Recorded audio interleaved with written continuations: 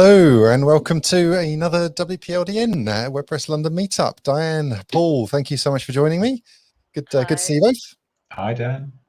Nice to see you again after our break. Our little unintended break there. Yep. I know. I can't believe it's 2 months. Just flies by, doesn't it? That's right. That's right. And here we are. Here we go all over again. So let's get some slides up and dive straight in. We've got quite a lot going on this evening. So we're going to try and run through some of the community announcement bits fairly quickly. I know I say that every single month, but we end up chatting away through it all.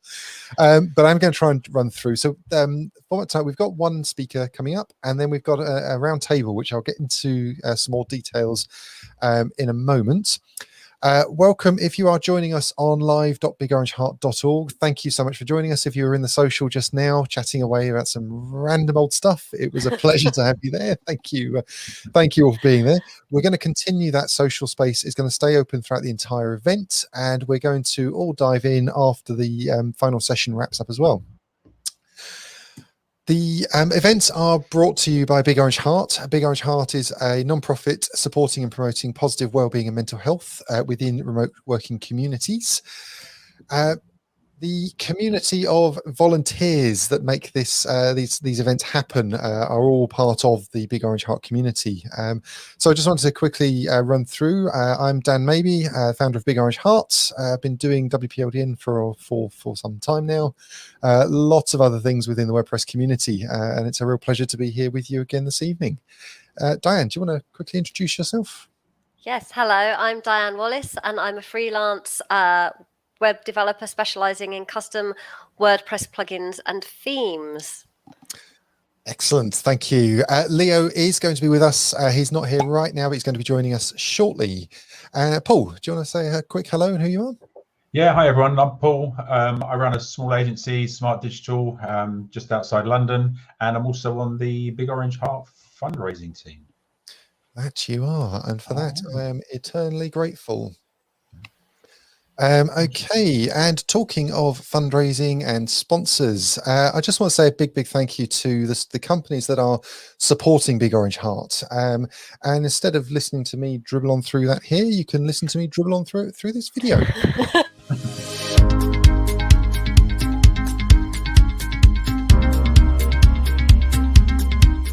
Passionate about making the web a better place. Automatic.com. Your managed cloud hosting platform, cloudways.com. The WordPress multilingual plugin, weglot.com. Generate more leads for your digital agency, funnelpacks.com. The search engine optimization plugin for WordPress, yoast.com.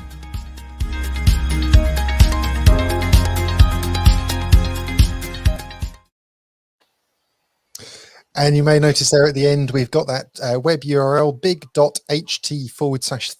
If you could drop that into your browsers now, that will put together a nice little tweet just to thank all of our sponsors for the support that they show to Big Orange Heart.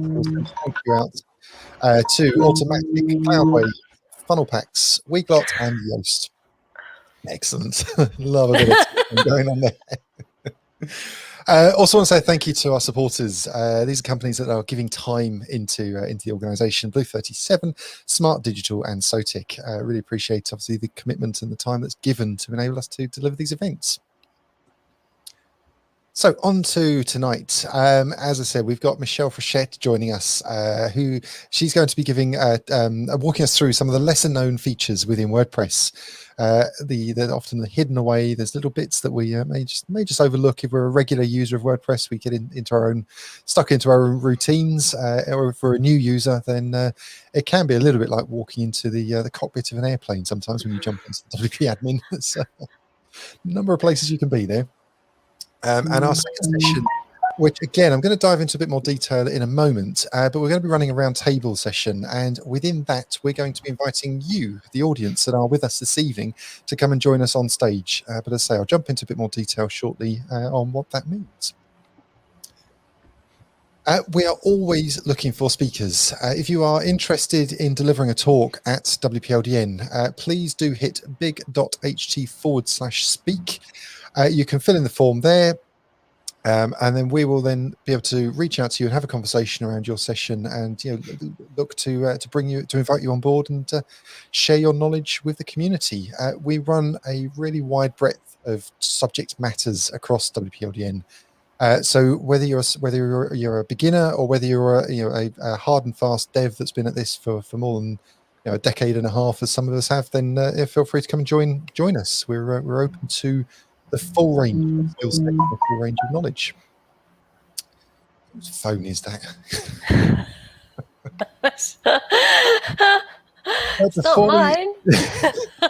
Before we jump into the speakers' sessions this evening, I'm going to run the community announcements. So the community announcements are an opportunity for you out there right now. If you're joining this on live.bigorangeheart.org or on social, jump into the live chat, or hit us up on Twitter at WPLDN or at @BigOrangeHeart. Let us know if there's something going on in and around the community that you want to share. There may be an event going on. There may be you may be looking to hire or be hired. Let us know. We will get it shared in the community announcements here. Okay. So whilst we wait for the any announcements coming from the community, we got a few things that we just wanted to cover off and discuss as well. First up, this marks 1 year of virtual WPLDN. It's been certainly an interesting year. Lots of challenges, lots of highs, lots of lows. It's something that we want to open up this evening in our conversation for our second session. The open table, so the round table that we're delivering as our second session this evening, as I've mentioned a couple of times, it really is over to you, the community. We want to hear about your thoughts on the idea of virtual WPLDN, on the ideas around the future of the WordPress London meetups, and more broadly around the idea of of the event space as we go forward. So if you're interested in joining us and you're over in live.bigorangeheart.org, as several of you found out whilst we were discussing in the social just now, if you click on my name or Leo Mindell when he joins us, you'll have an option to start a private chat. If you could just let us know that you want to come and join us, we will then share a private link with you so you can then come and jump on and be with us on stage. A couple of things to be aware of: when you join that link, you won't immediately be on camera. We'll be able to see you below screen, and we will then invite you to come and join us. We'll ask you 2 questions initially: who you are and how you interact with WordPress. If you could keep those fairly brief, we'd really appreciate that. And then we'll get into your thoughts and ideas and discussions around the topic. But Diane and Paul, I can't quite believe we are 1 year into delivering this in a virtual format. I know, it's incredible, isn't it? We're so slick now.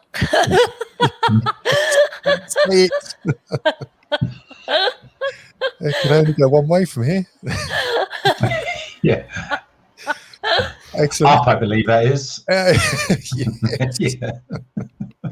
And talking of virtual events and that space and what's been going on, we're really happy to announce that you may have been part of it last time round. Believe it or not, we are delivering another WordFest Live. Really happy to be bringing this to the community again. So this is taking place on the 23rd of July. If you weren't part of the previous event, it's a 24-hour festival of WordPress. So you've got the ability to join us throughout the entire 24-hour period. But before I jump into too much on that, we get another video.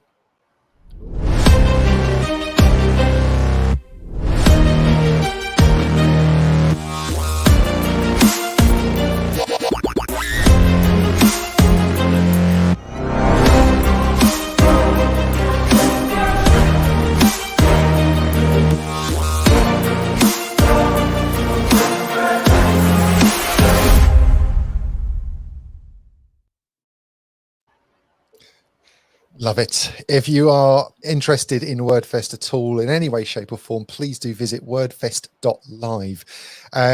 As I've mentioned, this is a 24-hour event that circles the globe. So we're going to be traveling across 6 continents this time round. We're starting off in Australia, then heading to Asia, then on to Africa, Europe. We'll then do South America, and finally ending up in North America. And we're going to leave Antarctica open all day long, where you can chill out in the community tent. It's a great day. We had a lot of fun. There was a lot of learning, a lot of things that went on over that 24-hour period last time round. We smashed the number of attendees in terms of what we had hoped to achieve. And we're really excited to be able to bring this to the community. It's just, as I say, an opportunity to come together in the this virtual format. If you are on live.bigorangeheart.org right now, you will have maybe have been in the social just now. We run a very, very similar setup in WordFest, where we've got a bunch of fantastic sponsors that support the event, and it's just a lot of fun, really. And I'm deeply grateful to the community that are supporting this. Again, it's an entirely voluntary run, and yeah, we've got the likes of Paul is supporting the sponsors team. And Paul, I don't know if you want to mention anything on your experience last time round of the 24-hour format. I don't remember it. I just stayed awake for so long in the week beforehand. It was all a bit of a blur by the time the event came along. No, it was fantastic. Both the event itself, the whole run up to it, doing all the organising and everything else was just brilliant. Had a great time. Albeit it was extremely hard work, but it was good fun. And here we are doing it all again. So it must have been some enjoyment there. Either that or we're just a glutton for punishment, one or the other. I think it's a bit of both. But it is actually 6 months, because I was saying, I can't believe you're doing it so soon again. And like some sort of Lorenz contraction or something. But it is going to be 6 months. But I thought that it was really well run as well. Kind of the volunteers making sure everyone got to where they were supposed to be was amazing, because I had to get up quite early in the morning for me and didn't know what on earth was going on, but I was just directed, oh, you're on this stage, you're on that stage, like virtually, and I just shuffled from one to the other. So a great team that making the rest of us look good. Yes, the really interesting part of it for me, but one of the interesting takeaways I had from it was, as a WordCamp organizer and as an organizer of other events, there's always this this feeling that generates between the team that are organizing it on the day, and I think it's a collective exhaustion, to be honest, as you're delivering the event. But it's also something that's really quite unique, that experience, and I really did not expect to get that same feeling through the delivery of this event, being in the virtual format. So it was really really quite an interesting experience. And if you're interested in supporting it in any way, shape or form, then we are going to be opening up a call for volunteers shortly. It does take a small army to deliver this. There was I think we were at 64 volunteers last time round to deliver this event to the community, and we're bringing in some additional features this time round. So we're going to need even more people to come and join us. And as well as, we also need speakers. We've actually got an open call for speakers right now. If you're interested in being part of this event, we've opened up a number of additional options around the format this time round. So we've got a traditional talk, the traditional format as we delivered last time, but we're also opening up the opportunity to do lightning sessions, panel discussions, workshop style, fireside chat, and wellness specifically focused sessions. So if any of those sound appealing to you in any way, shape or form, head over to wordfest.live/call for speakers. You can in the form indicate which format. You can pick multiple options, so we'd love to hear from you. We really want to make sure that this event is covering that that diverse community that we are part of. We want to hear from, we want to ensure that when we deliver the sessions, that the speakers, the MCs, everybody across the event is representing the locations and the areas that we travel through as we move through that 24-hour clock. The same thing also goes for our sponsors as well. Again, today we've announced our call for sponsors. Really pleased to say that a number of companies have already come on board, have already confirmed with us their support of the event, which is really exciting. So looking forward to being able to share those with you soon. I can't believe the response we've had. It's been amazing. Been phenomenal. The support on this has yeah. been fantastic on both the call for speakers and the call for sponsors. The fact we're around 72 hours in, I believe, for both the call for speakers, call for sponsors. We're not even 12 hours in, and it's been a fantastic response. So please do, if you're interested in being part of this event as a company, we've got multiple options available. Our sponsorship packages start from as low as $250. That's US dollars. Going right through to the top tier package. So please head over to wordfest.live/call for sponsors, and you can see all the details there. We'd just love to be able to ensure that we can represent our global community with the companies that are supporting it. Yep. And any questions, just touch base with me. Or Howard, or Howard from next week. Yes, yeah, absolutely. All the details, as I say, you can find on that page there. And look forward to hearing from you all. Okay, some of the other things that are going on in and around the community. I'm not sure if we've had any further community announcements coming through yet, but we will dive into those as they come through. Just wanted to touch on a few things, and we're going to have to fly through these really quick as usual because we've got about 5 minutes left before we need to get Michelle on stage. I thought this was really interesting, though. Creative Commons search to relaunch on WordPress.org. So the CC search engine has around 500 million images on it, all applying the Creative Commons licensing. And I just love the fact we're looking, we're seeing here, one open source project supporting another open source project, and I'm really interested to see how this works. We're seeing the project. It's been announced that the project will be renamed to Openverse.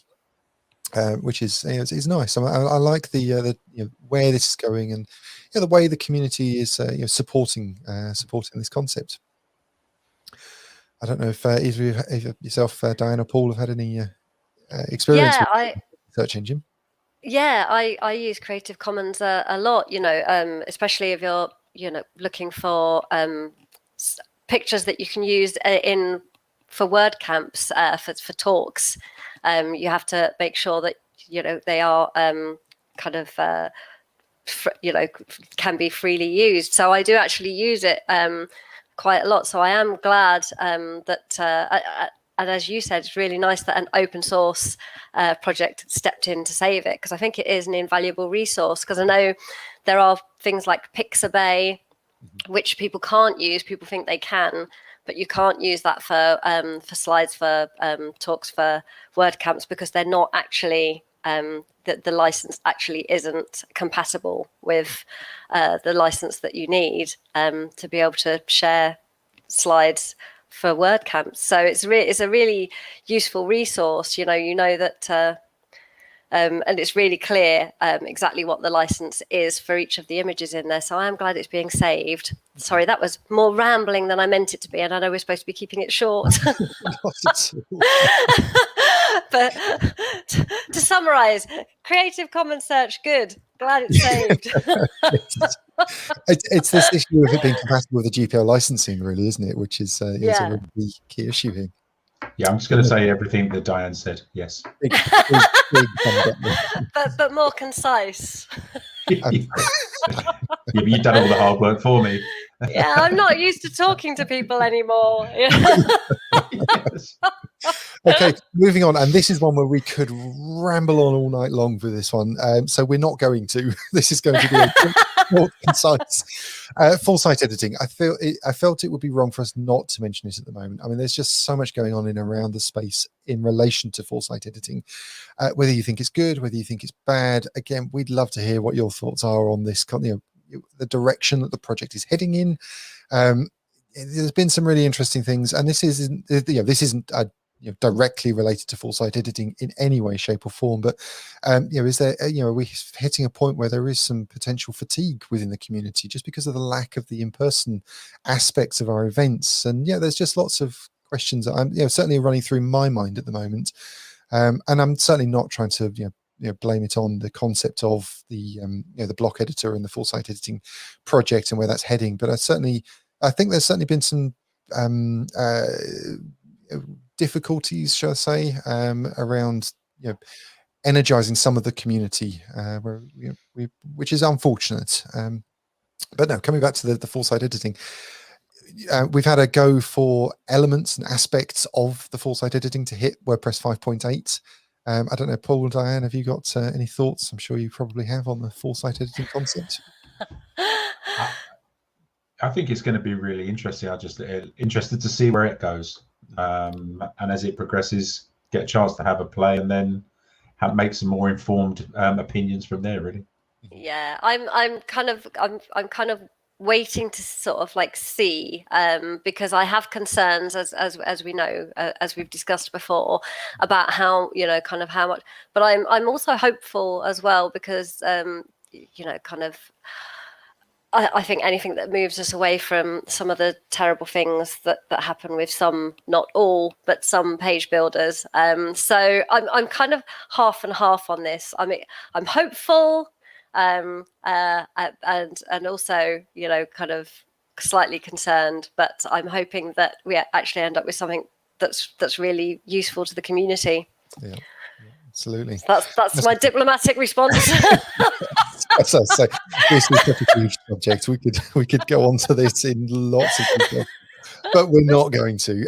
I just wanted to give, I don't normally do this, but I just wanted to give a quick shout out to Gravity Forms. The 2.5 release has now been released. This is a premium plugin, so as I say, this isn't something that we would normally do, but I just wanted to really give this a shout out because of their focus around accessibility within the plugin this time around, and what they're trying to do here in terms of creating more accessible forms for the end user here. With the work that they're doing within Gravity Forms 2.5. Won't dwell on that too much, but just wanted to get that one in there. I noticed just maybe an hour or so ago, maybe a little bit longer than that now, WordCamp Europe has made an announcement. They've changed from 4 days to 3 days for WordCamp Europe. So that's going to be the 7th to the 9th of June. The full blog post reads, and this is the full blog post in relation to this, WordCamp EU 2021 will pack a punch this year with 3 days of dynamic content rather than the 4 days originally announced, with the dates and the location, which will obviously be online this time around. So yeah, interesting that obviously there's changes afoot there. But yeah, a big shout out to the team, the team of volunteers again that are delivering these events to our community. This ongoing conversation, there's been a lot of discussion around this within the community, and again, this is something that we really want to be touching on tonight in our round table.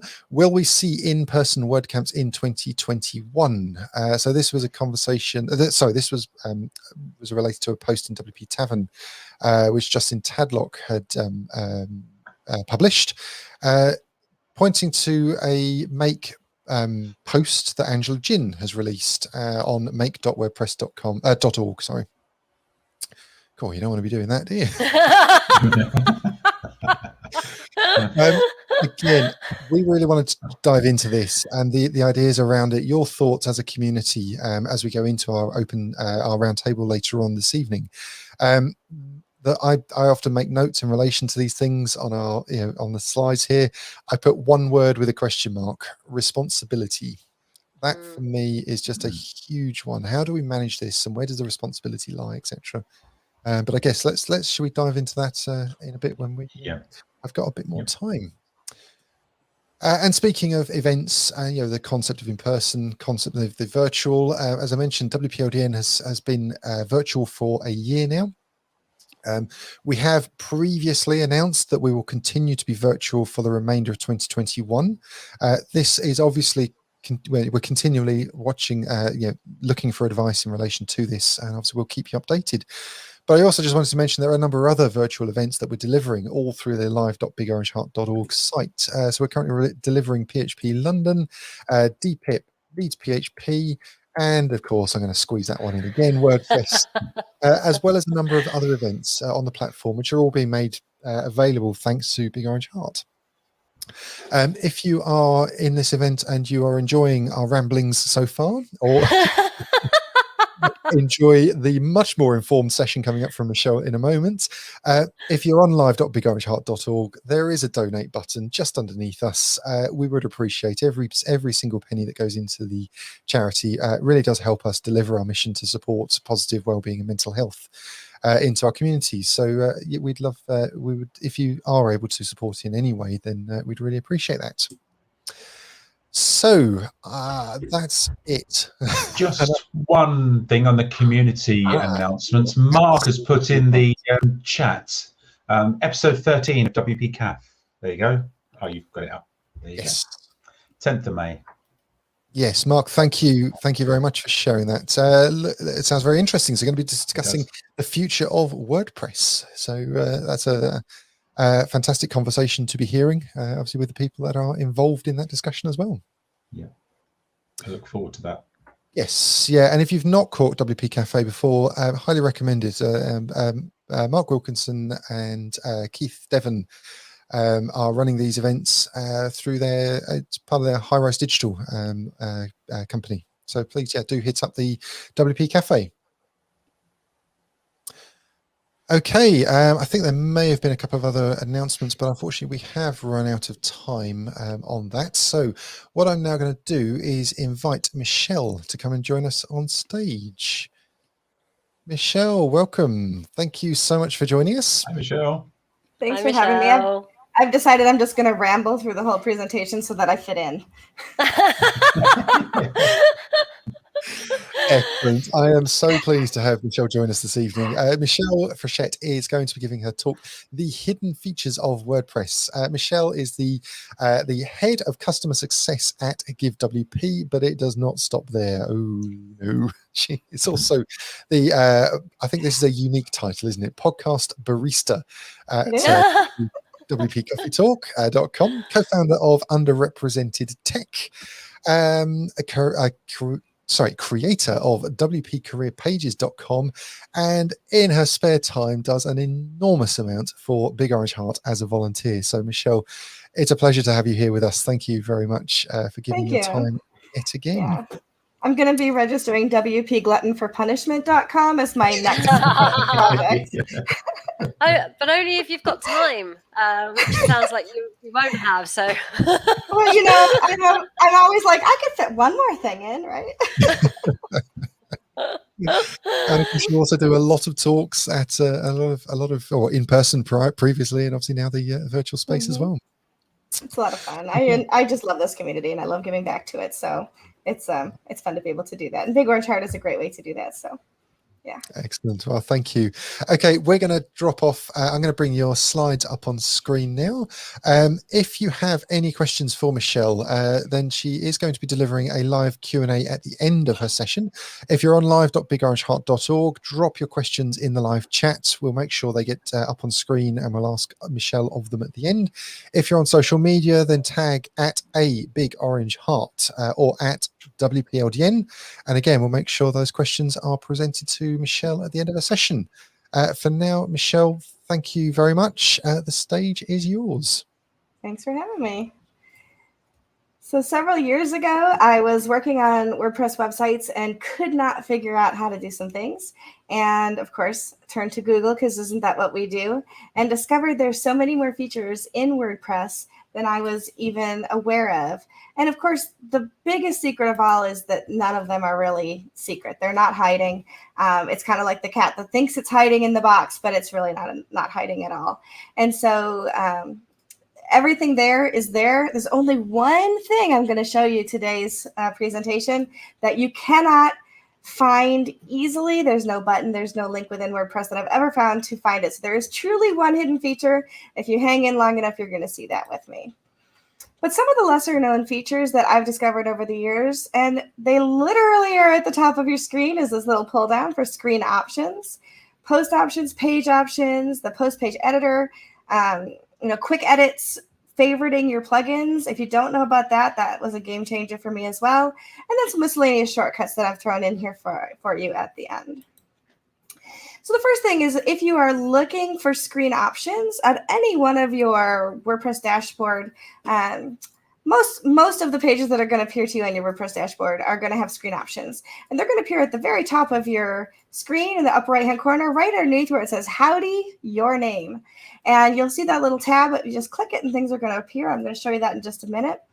Your screen options are going to include some standard options, but may include additional options depending on your installed plugins. For example, Yoast has different things that it'll feature at the top of at some of those screen options that you might see some of those in my presentation and might not see it in yours unless you've got that plugin enabled. So some of those are going to be specific to plugins and themes. So for example, as I said, it says right here at the top of my site, howdy, Michelle. And then there's that screen options right below that. So that's where it's going to appear. And that's where you can click to pull down that drop down. So for example, you see here, this is a screenshot of my dashboard. And you'll see that up here in the right-hand corner, we've got that screen options. And for the dashboard itself, so as soon as you first log in, you'll see all these boxes here. And yes, I might have gotten rid of a few of them over time. Those boxes are also going to appear or disappear based on what different plugins you have involved. So here you'll see I've got, Give WP, I've got Forms, I've got Yoast, and other things on here. And those boxes are going to appear based on whether or not I've clicked in the toggle. So the welcome I've most often untoggled because I know what it looks like when I log into my WordPress dashboard.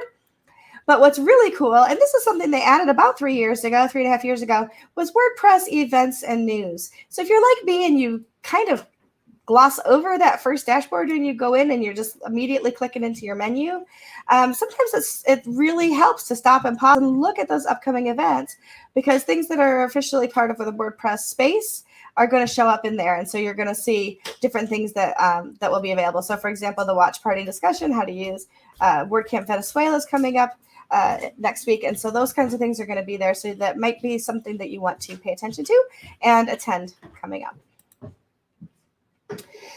When you go to your list, so you click on posts and you see your post list and you pull down that screen options, that's where you're going to start to see some different things. So for example, I hate scrolling through pages and pages and pages of lists of posts. I want to see them all in one space. I don't want to have to click back and forth. So I pull down that screen options and I change that number of items to 99 to start it off right at the top so that I'm not having multiple pages. I can turn off the different columns so I can see if I've applied tags. I can see if I've got social shares, whatever plugins I've got on there, my focus keywords, because I've got Yoast on the site. All of those things are going to show up based on in those columns based on what I've toggled on and off.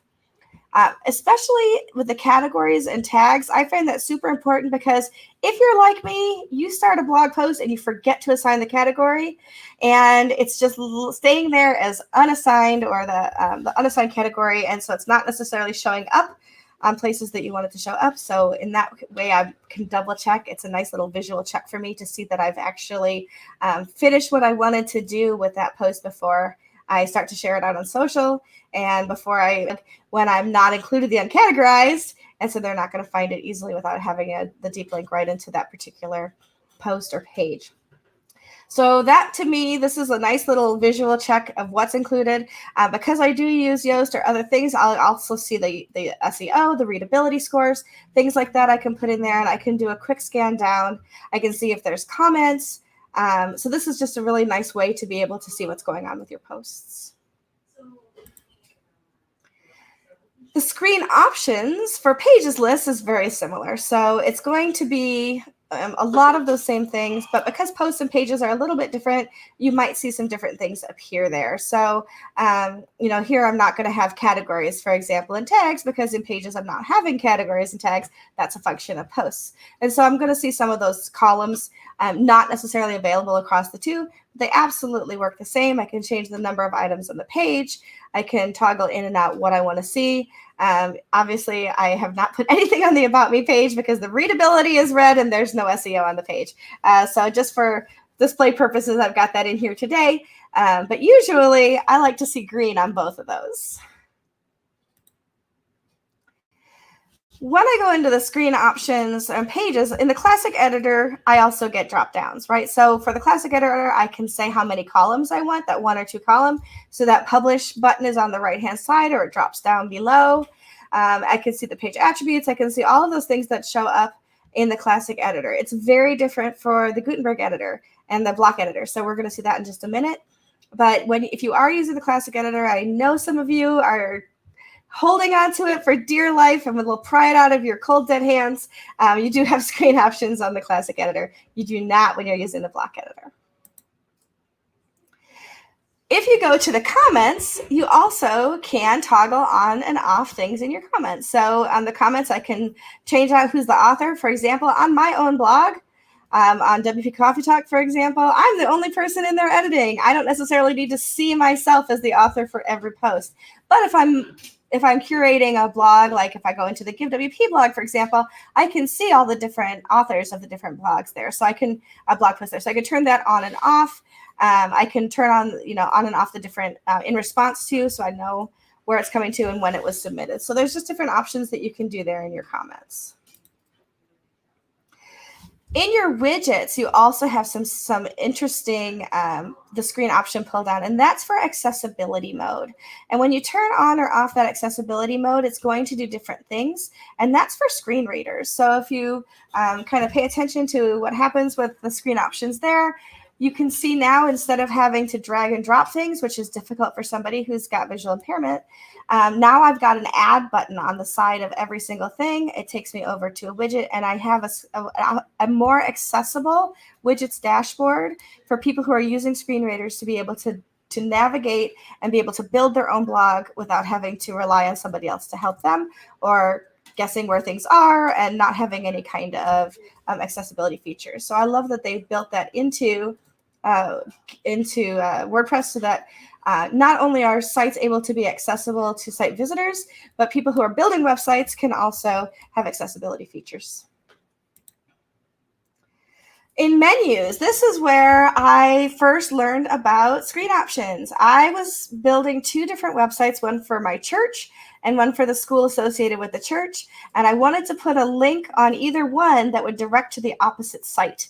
And I could not, for the life of me, figure out how to add that to navigation so that it would open up in a new tab. I really wanted it to open in a new tab and not in the same tab. There's, maybe now I would do it differently. I know that there's accessibility issues with that, but this is how I discovered it. And I Googled how to do that because I knew there had to be a way to do it without doing special coding and things. And that's where I learned the screen options and then clicking that link target to be able to open things in another tab or another screen. And so different things that are here might be different depending on your theme as well. And so pay attention to what kinds of themes. And they also might be different depending on different plugins and how those plugins work within your menu structure. So if you're using a forms plugin, like GiveWP is a forms plugin for donation forms, then you're going to have different custom links and different custom categories that might show up. And those things are going to be affected also in your screen options. So you'll have different options based on what it is that you've incorporated into your site as far as theme and plugins. But this is where you can do a lot of those different things and see the different ways. The title attributes, for example, you can add CSS classes depending on your theme, and to be able to take a look at those different things. And so this is what started this whole talk. When I first gave this talk was 2015 WordCamp Buffalo, when we were still meeting in person. And like I said, if you think about having given a talk 6 years ago to now in WordPress, everything is different, but it's all still a lot the same. And so how things work might be a little bit different. And when I go to plugins, my screen option is basically just whether or not I want to see the automatic updates and whether those are enabled, and the description. So there's very little that screen options is going to do for you on your plugin screen. But there is, the ability to toggle on and off those columns again.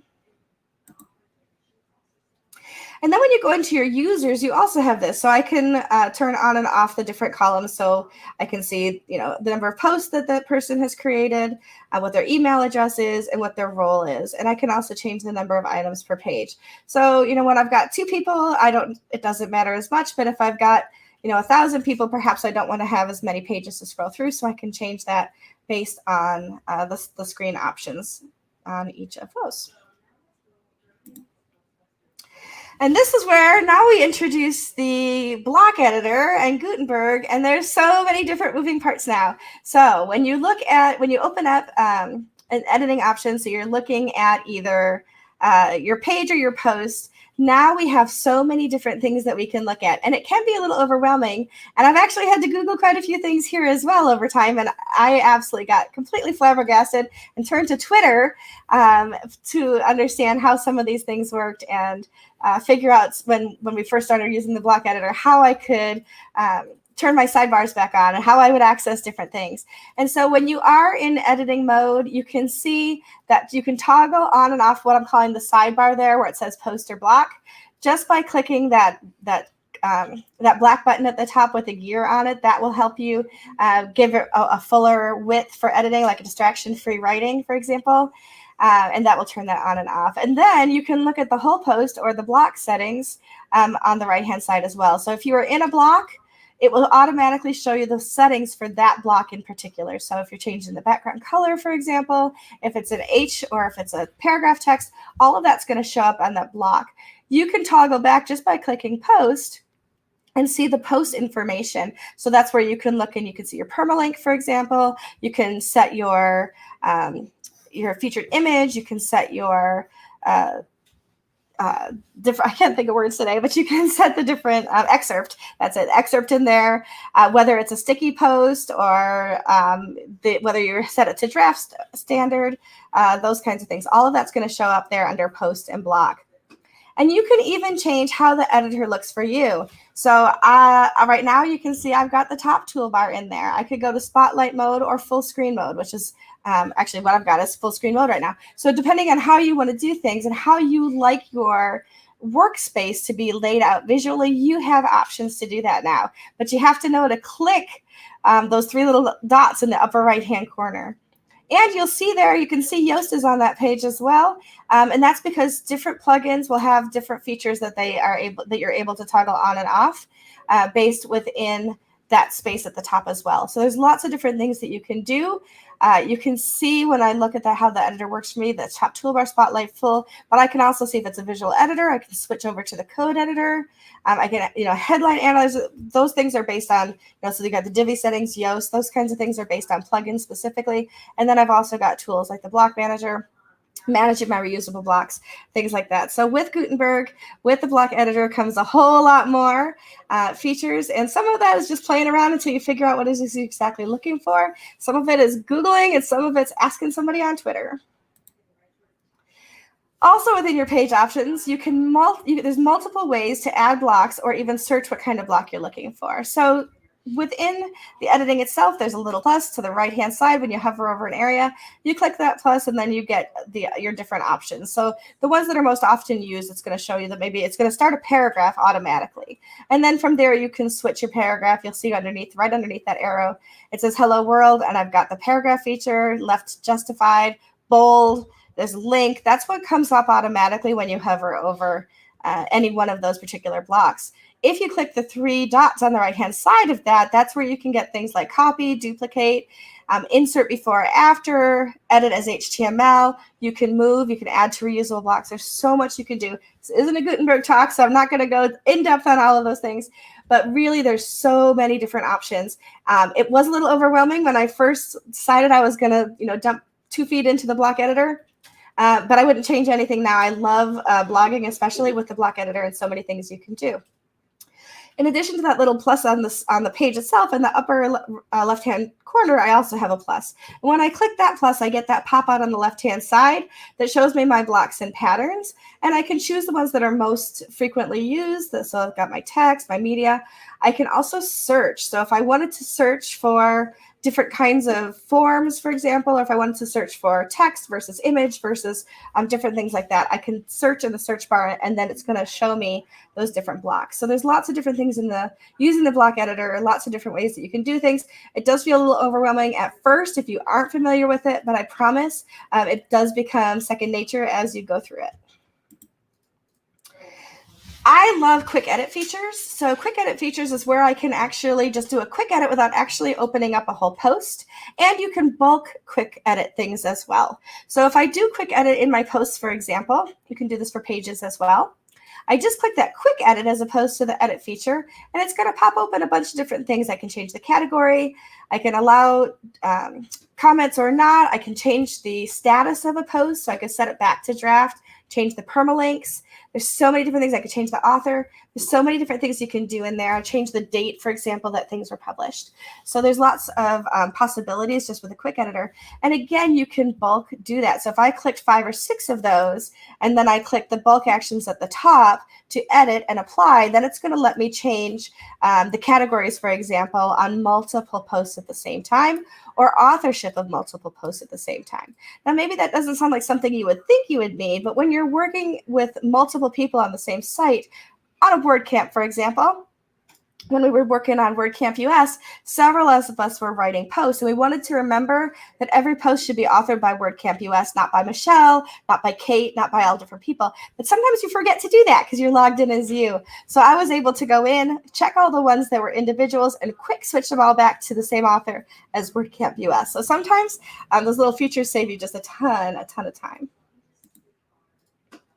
And here's that one truly hidden secret I was going to tell you about. I don't see anywhere where this shows up. And if you can tell me that there's a place where you can find a link to click within your WordPress installation and your WordPress dashboard, I would love to hear it. But if you go to whatever your site is, .com, .org, .io, whatever it is anymore, /wp-admin /options.php, this is where you have just so many different places that you can change so much of how your site works.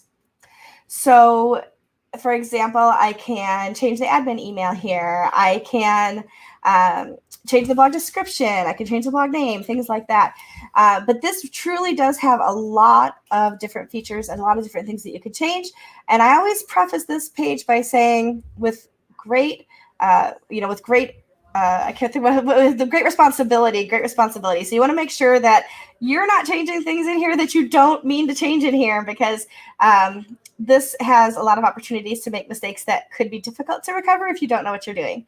But it is actually just a great feature. I've given this talk a few times, and usually the developers in the room are just like snoozing because I'm not talking about command line. I'm not talking about coding. But I get to this page and developers go, wow, I didn't even know this was there. And they like, I learned something from you today, Michelle, which is always my goal for sure. So investigate it. But again, be careful with what you do there.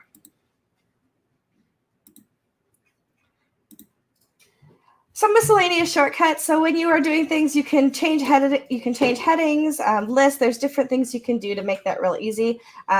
Formatting shortcuts that you can do quickly within the editor. And then there's just different things too that you can do, like non-breaking spaces, less than, greater than. There's different kinds of shortcuts that are easy to do if you know how to do them. Like I'm always trying to figure out where is the euro feature or where is the pound feature, and I don't have that on my keyboard, so I didn't know where to find things. And so there's quick things that you can type to be able to get that nice and easily. And those, of course, are easy to be able to be searched, but I thought I would include them here for you as well. And then favoriting plugins. This is one of my favorite things. So go to WordPress.org and log in. That's the first thing. So you have to log in. Once you're logged into WordPress.org, you search for a plugin that you want to be able to pull up in your website easily.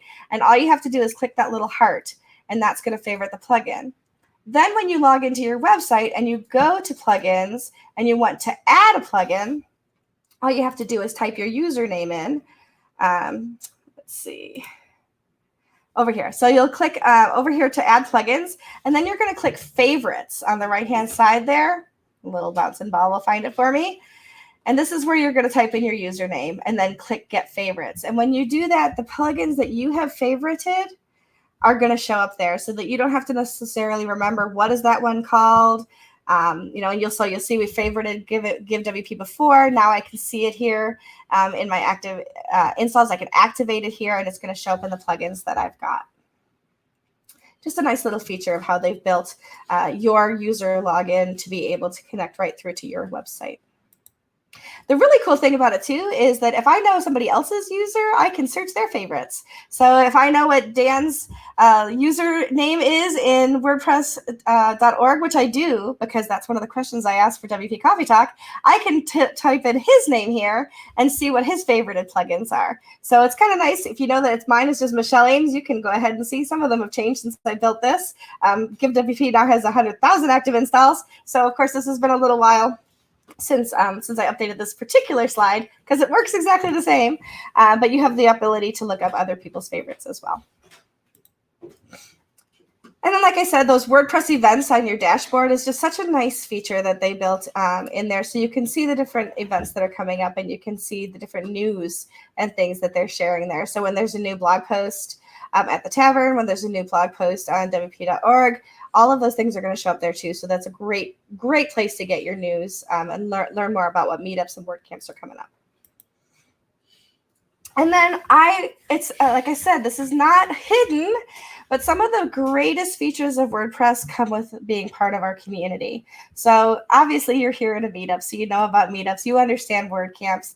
But here in Rochester, we started co-working a few years ago. Of course, this was before COVID. And even during COVID, we do it, but we do it online. So we just all kind of work alongside each other over Zoom. But just having that way to reach out and touch people and talk to people, and even if it's just shooting the breeze as opposed to working on a particular problem or issue you have, co-working is a really great way to just feel part of the community and to learn. It almost becomes like a little mini happiness bar too. Participate in a hackathon, participate in the WordPress.org forums, and of course you can always ask for help or help somebody else. I'm Michelle Frechette, Head of Customer Success over at GiveWP. I'm happy to take your questions. You can email me anytime, Michelle@GiveWP, or you can reach out to me on Twitter at Michelle Ames, also on Instagram and SlideShare the same way to find any of my slides from anything that I've presented.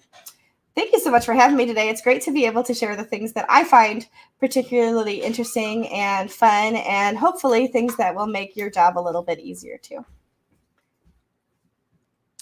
Michelle, thank you so much. Appreciate you running through all these various hidden features within WordPress. I'm just going to take your slides off. There we go. Oh, and we've got Leo. Hello. Hi, Leo. Hi, Leo. Hey, Leo. Leo's in the studio. Leo's in the change room. That's all. keeping it fresh. That's right. Michelle, thank you. I really appreciate you taking the time to go through these various features. And I often have these conversations with new users, as we build sites and and present them for clients, etc.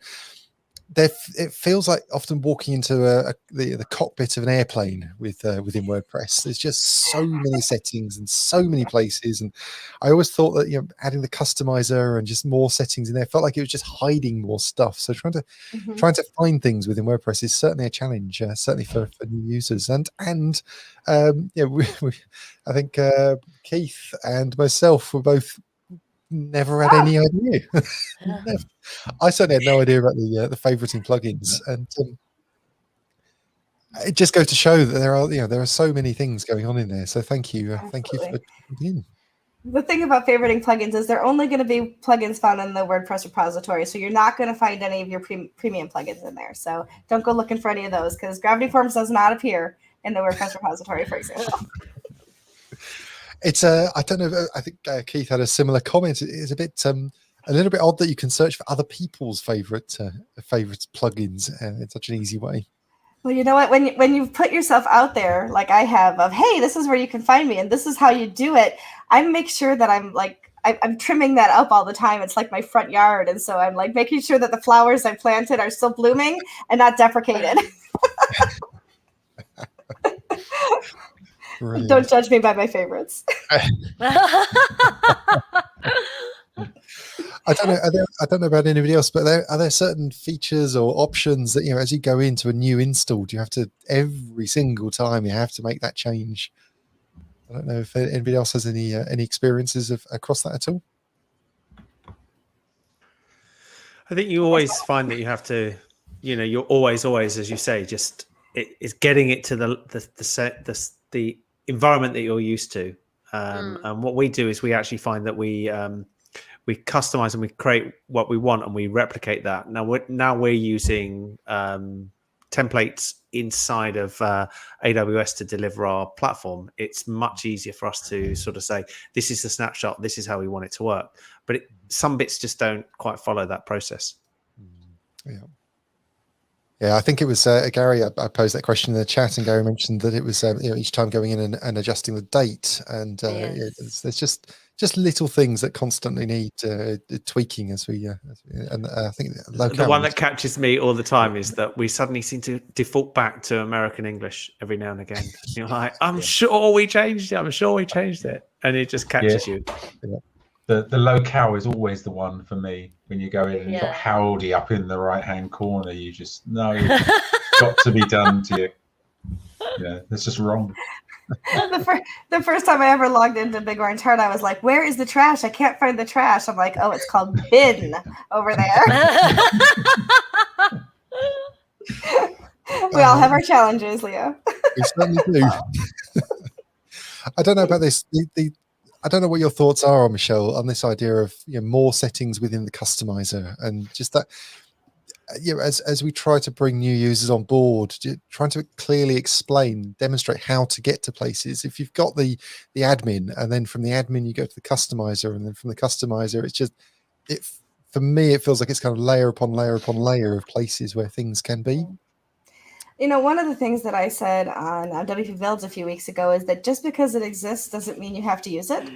And just because it exists doesn't mean you have to show it to somebody who doesn't need to know that it exists. So it really, and my answer for everything WordPress is always, it depends, because it really does depend. Who are you bringing on? What kind of user? What level of security do they have? Level of access? What is their need to know? Are they only going to be posting? They only need to know how to post content, then they don't need all of that extra information. So it really depends on the user itself. Yeah, absolutely. Certainly couldn't agree more. I think there was also a really interesting thing that Microsoft always said when they changed from where they were when they used to have variable menus and they went to the ribbon. They said the minute that we standardized, we actually reduced the amount of support, because actually people find things in the same place every single time. They took away the ability for you to customize things. And by removing that, it means that it's consistent. And, those of us who drive cars know that, pretty much with the exception of whether it's on the left or the right, the main navigation things that we need are in the same place each time. If they kept moving them, you would have a lot of problems. And sometimes customizing the whole of the site doesn't necessarily make it easier for the but Leo, that depends on what side of the road you drive on and which country you're in as well. That's true, but on that, you don't Gary, have to always follow that. Gary has quite helpfully submissions are welcome at translate.wordpress.org. Yeah, thanks, Gary. We'll get right on that, Gary. But it is true. I mean, that idea of, as you've just mentioned, you were expecting trash. We refer to as bin. But at least if the thing's in the same place, at least obviously you've got some idea of where you're heading. Exactly, because when you're supporting WordPress sites around the world, like I do with Give, people are sending me screenshots, and they're in Italian, and they're in Japanese, and so not knowing how to read those languages. I mean, I could Google, but I can't copy and paste off of an image, right? But knowing that that's where things reside on a WordPress website, absolutely, that standard really does help. Yeah, absolutely. I had that exact same thing, interrelated, which was I had to do a domain name change, and I can do it on literally everybody. I was then presented a domain name website that the languages were different, and I'm like, I cannot get it. I failed. I absolutely failed, because they'd moved everything to somewhere that you used to seeing, and did it in a different way, and you're like, I can't do this. I had a client who's French, and I had to go into his hosting control panel, and of course, it was all in French, but it was cPanel more or less. So I could kind of, like, with icons and just knowing where I expected to find things, I managed to actually do what I needed to do. It's funny, Diane, that you mentioned that, because somebody actually posted on Twitter earlier this week that our language is devolving. We started with hieroglyphics, and now we're devolving back into emojis. But there's something that's universal about an emoji, right? Yes. About hieroglyphics and things like that. So if we know that the crying means that I'm sad, then I don't have to say triste or anything else in other languages, because I understand what that graphic means. Yeah. So yeah, if you come into somewhere and it's in a language that you don't know as well as, kind of, I mean, I can order a drink in French, but then icons, sort of like if you're trying to do something technical, then icons suddenly become life-saving, kind of. I can find the bathroom almost any public place because I know what that picture on the door looks like, right? And that's important. That's important. So. Yeah. So. Of course, there was a fashion for a while where you'd go into bars and they would have strange, kind of strange symbols. So you had no idea, kind of. It doesn't matter now because it's all unisex. But like once upon a time, you'd be trying to decipher which is the men's and which is the women's. Right, exactly. See, make it all unisex, and then you don't have to worry about going into the wrong one. Sure. As long as you're not walking into the broom closet, you're good. I think I've done that before. I'm guessing that was after those drinks. So we've got another one there from Nathan. It's, I think, for a number of users, it's another one turning off the search engine, enabling the site to be crawled by search engines through that development cycle. I've done that before. I've done that. Not kind of like. Ooh. Yeah, but the biggest problem is then leaving that back on when you when the site then goes live. It is to me, that's the sort of thing where there's a site should be easy to know if a site is live, and it should also be easy to know if a site is live to search engines, because it's almost the same thing. They need to have a banner up all the while saying, "Hey, idiot!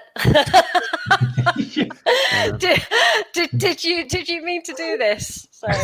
Did you really mean for the last week and a half to remove all of your traffic off the search engines? Yeah. Are you sure?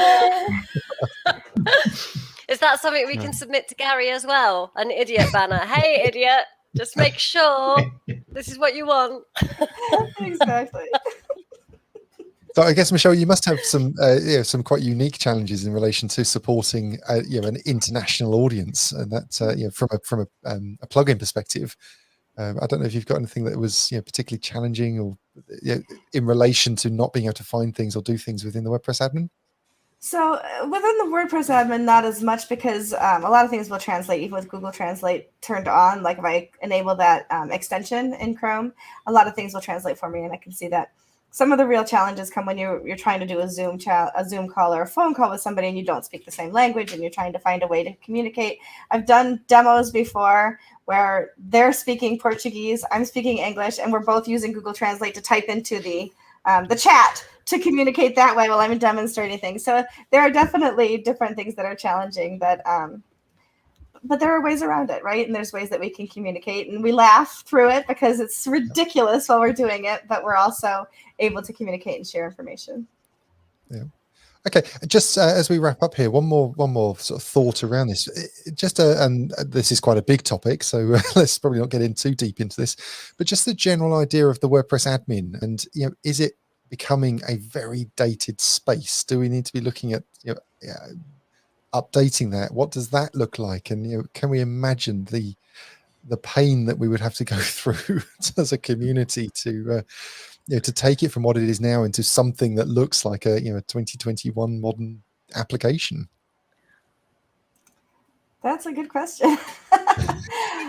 The Facebook that I joined in 2009 looks so different than the Facebook that I use now. And every iteration of something, people drag their feet and they scream and shout at how different it is, and they hate it, and they're getting off this platform. And within 2 weeks, it's like, I don't really remember what it used to look like, right? So like it's changed, and now I go into the classic editor and I'm like, oh, wow, I forgot that we used to have this like kitchen sink toggle toolbar, because, using the block editor, or if I'm using a page builder, it's so different than what I did. So I think sometimes we're a little slower for things to advance, and sometimes things move too quickly depending on who you are and how often you're in those dashboards.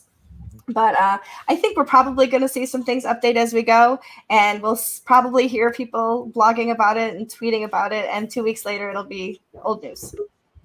Yes. I think the Diane mentioned something earlier when she was talking about cPanel, and that took a long time, and it just became very, very dated at times as well. But I think where you're coming from there, Dan, I absolutely agree. The insides have moved forward with the page builders, with the block editors there, but everything on the outside of it does now feel and it's actually causing problems when sometimes customers look at it and say, "This looks really old," and you're like, and you the funny thing is you gloss over it because you've seen it and you don't actually look at it anymore, and you realise that actually it does look dated, whatever dated means. Absolutely, it is. I think being a set of users that spend a lot of time in that dashboard, it can be quite easy just to kind of get used to it. That's what we do. You just understand it. But that coming in with a fresh set of eyes, I can quite easily see this is a bit heading a bit 1990s in terms of the look and the feel. Well, who knows what's going to happen next? We might have to tune into WP Cafe and find out what the future of WordPress is. Definitely have to be there. I would probably say we should probably get the block editor that project resolved. Then does the block editor start to then impact the admin and the way we interact with the admin completely? Interesting times ahead. And speaking of times ahead, Michelle, thank you very much for giving your time. Thank you so much for being here with us this evening. I appreciate it's not the evening for you, so it's lovely that we can have this event and have these international speakers on the stage. So I really appreciate having you with us this evening. It was my pleasure. Thank you so much for having me. I am going to run because I have another hour in my workday, or 2 hours in my workday. So I have to.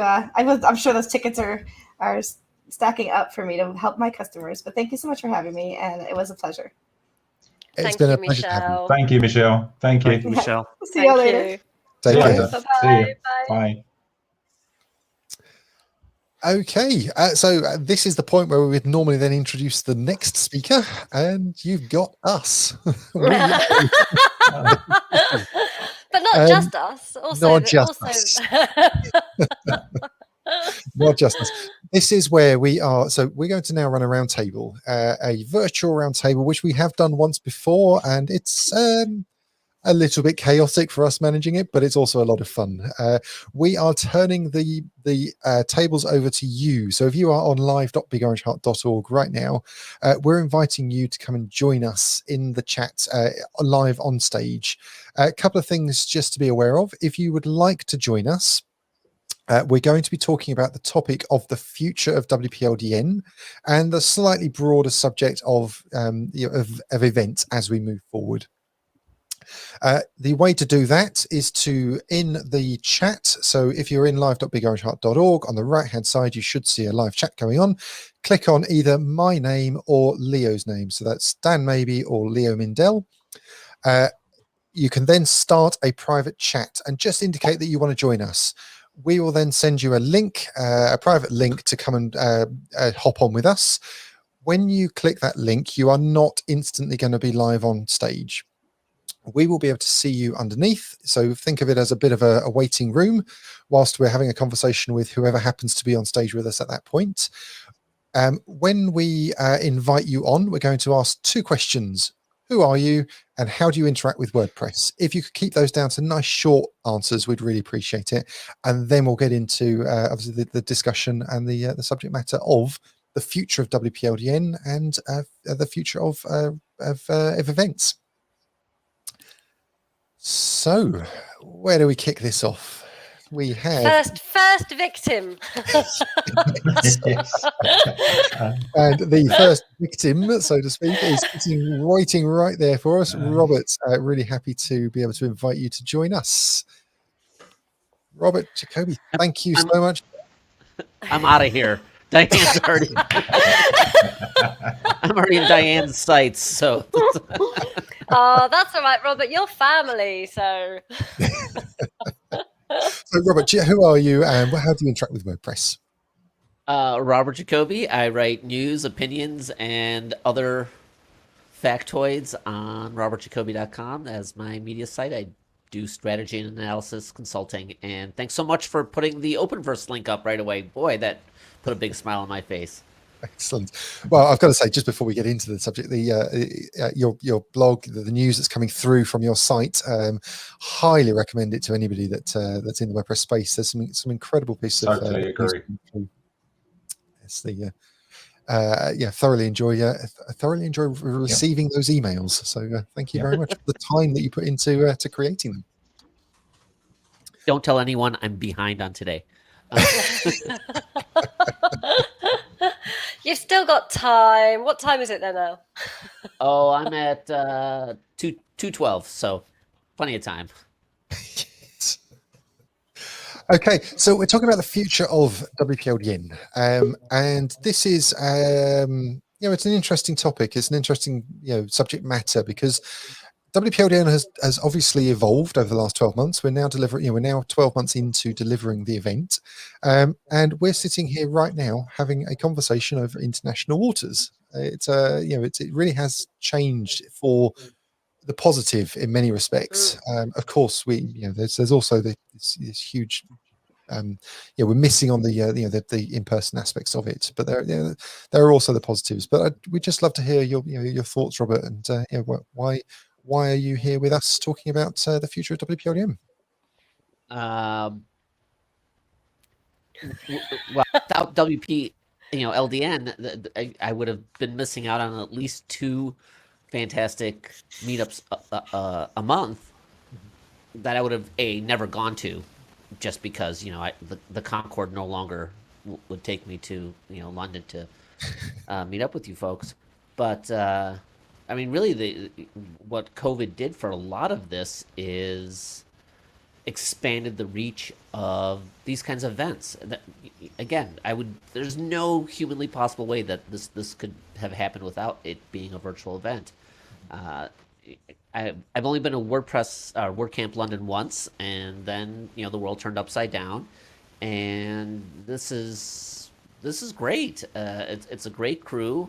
You guys let me talk more than I probably ever should anywhere, and now I realize I have to change my logo to bin pandas, not trash pandas.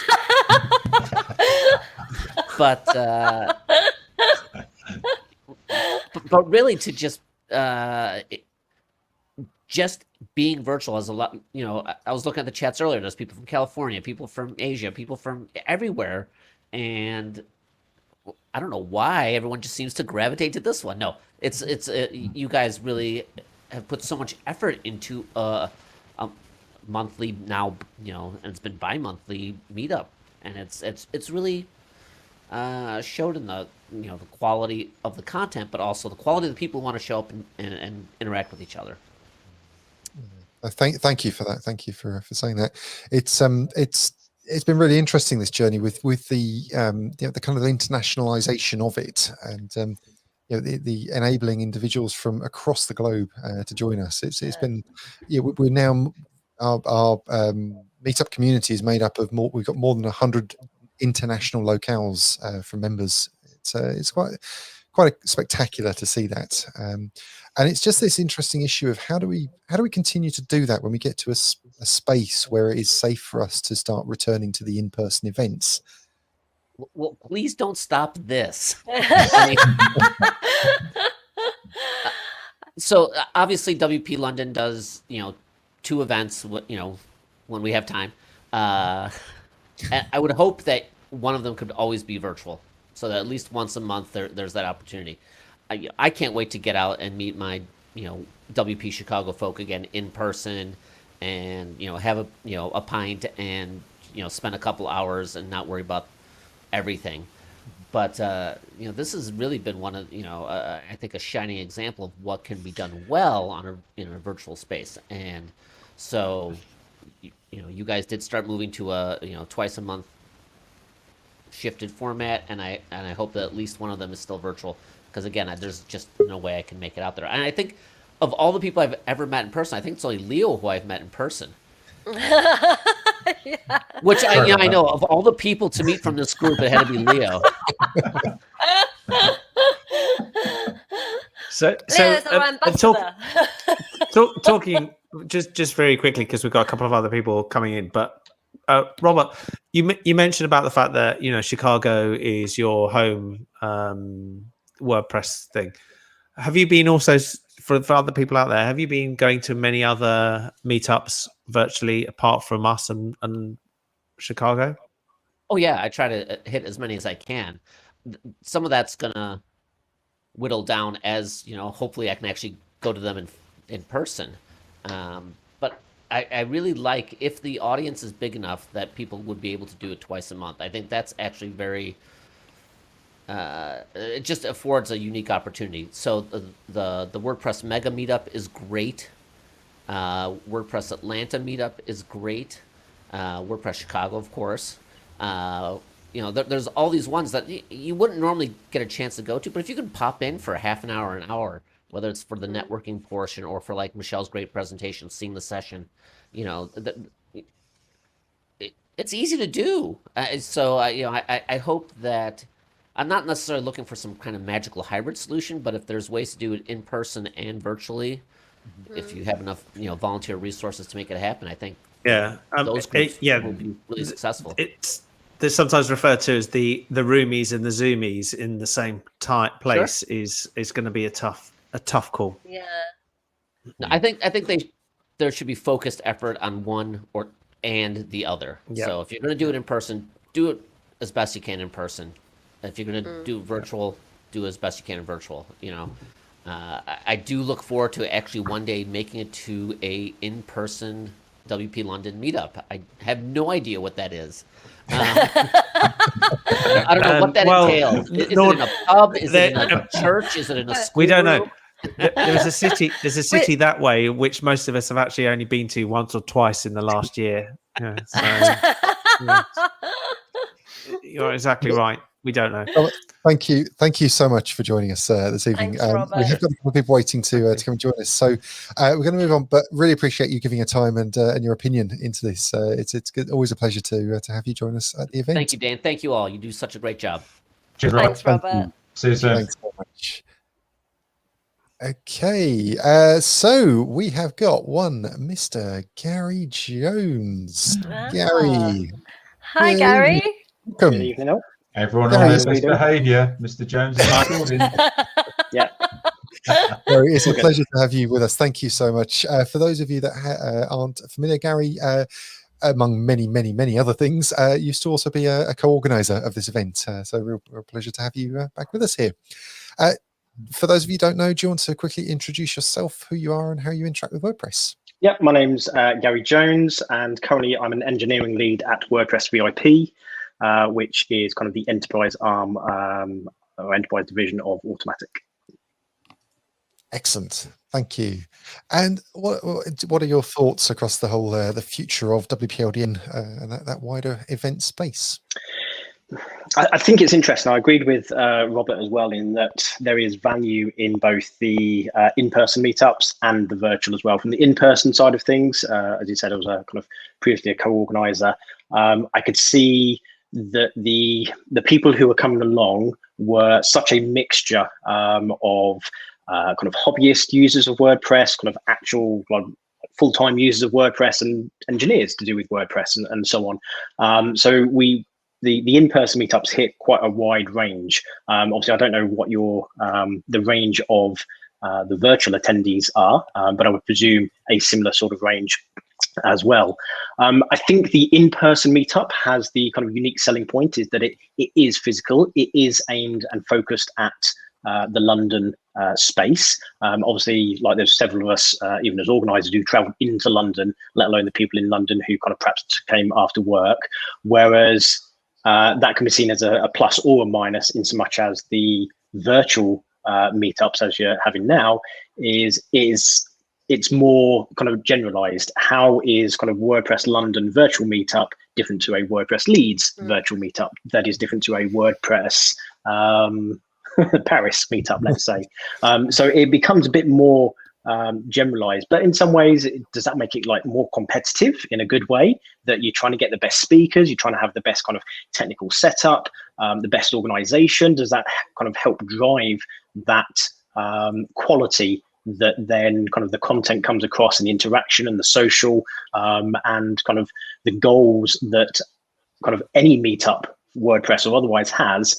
Is that kind of improved, or is that kind of better aimed because that it's now more generalized and you have to differentiate on other aspects rather than the physical location? I think obviously having it wider does mean, you said, was it 100 different like countries and so on? I mean, that's fantastic. That really is opening it up to far more accessible than who's just the people who live within a 30-mile or kind of half an hour radius of the actual venue itself. So yeah, I think there's pluses and minuses for both. Trying to work out the balance of that is going to be tricky, not impossible. And yeah, I think, as I say, there's value in both. Thank you. I think one of the issues there that you've touched on is around the kind of the accessibility of the event, being able to gain access. It's really been key in this in the experience, certainly for us as organisers over the last 12 months. And it's a wonderful thing that you can open up this this space to so many people that may never have the opportunity to partake in an event, whether it's visa issues, whether it's the practical cost aspects of traveling. Absolutely. And like, for one example, I went to I'm not going to try and pronounce the name. It was a Dutch PHP group. It's a Dutch town name. I'm probably going to get it wrong. But they were delivering or Juliet, who some of you might know, was delivering a talk there. And I went to it because it was Juliet. I know her quite well, and listened to her give the talk. And I was able to then bring her, get her set up to deliver talks at WordPress VIP as well. So it actually helped by me being able to access this kind of virtual meetup in a completely different country, actually helped for my work, not just kind of for me, my personal interests and everything. So there's definitely value in this, that if it had just been an in-person meetup, I wouldn't have seen that presentation. I wouldn't have got kind of involved. So yeah, accessible to the content, which I think on a virtual stage has got to be the main driver of why kind of people turn up. I don't know if there's any surveys kind of that done recently to see, well, why do you turn up to these kind of virtual meetups, be it WPLDN or otherwise? But if I would be surprised if content is not one of the top ones up there. Sure. I think you also touched on a really interesting point around the if you're having the in-person events, it becomes obviously the location becomes so important, and something WordCamps, meetups, generally the ethos around them is around building local communities and enabling those local communities to come together. And we've worked collaboratively on WordCamp London, obviously bringing that to the community, but that attracts such an incredible international audience that it's that really challenging, particularly if we were to just focus on WordCamp London for a moment. How do you deliver that in in a safe way that is focused on the local community? If I think it quite naturally attracts that international audience, doesn't it? I think for a city like London, yes. I think if it was Basingstoke, where I am, I think you're going to try and you'll find that a bit harder to attract that international audience. But yeah, I mean, I don't think we're ready. I know there's discussion ongoing. I don't think we're ready yet for the meetup in person. Even if the UK was, I think with some other countries kind of behind on the vaccinations and so on, that there would be less of a international feel for an in-person meetup. So I think for the time being, and it's the same for Automatic, our kind of work meetups as well. And pre-pandemic, we were meeting up in person, and that's kind of been put on hold as well. So yeah, it's not just the community events, it's kind of company events as well. But having it as a virtual kind of WordCamp, yeah, it's been shown to work. It's kind of more work. It's a different style, a different flavour. As I saw a comment from kind of Keith there, that we missed the beers, missed the social aspect of that. That yeah, you just go and find some random people at a WordCamp and make friends with them and go and have dinner as part of a group. That's that hallway track, that kind of social aspect is a big part of why I go to WordCamps, and it's just not on the same, unfortunately, for virtual events.